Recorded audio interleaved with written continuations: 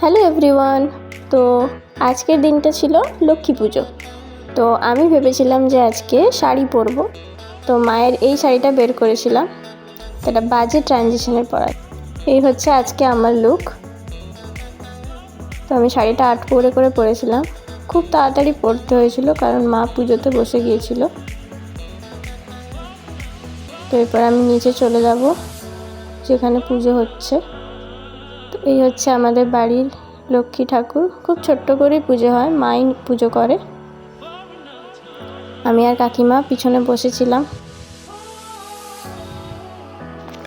এই যে ইনি হলেন আমার বাড়ির একজন সদস্য, এর নাম হচ্ছে গুলু। মা পাঁচালি পড়ছিল আর ও বসে বসে শুনছিল।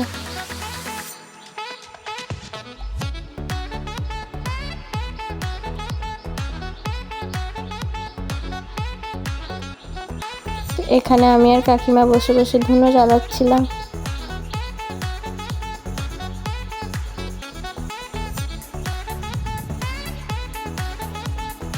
আমি সকাল থেকে বসে বসে সারা বাড়িতে আলপনা দিয়েছিলাম, জানি খুব একটা ভালো হয়নি, কিন্তু তাও চেষ্টা করেছিলাম। এটা হচ্ছে দোতলায়, হ্যাঁ দেখতেই পাচ্ছেন ছোট্ট ছোট্ট বিড়ালের পায়ের ছাপে ভর্তি হয়ে গেছে গোটা ঘর।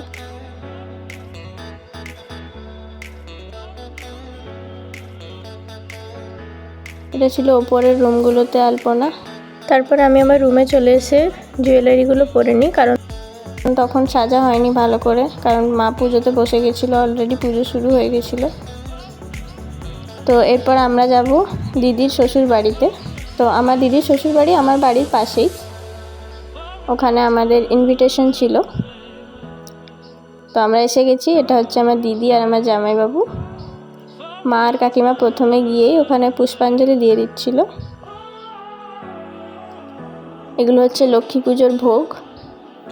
তো প্রথমেই হচ্ছে খিচুড়ি, ওপরে নারকেল ছড়ানো ছিল, তার সাথে আছে সব রকমের ভাজা, আলু, কুমড়ো, পটল, চাটনি, আর ছিল পায়েস। তো এখানে মা, কাকিমা আর দিদি শ্বশুর মশাই খেয়ে নিচ্ছিলেন, আর এই যে দিদি বসে আছে।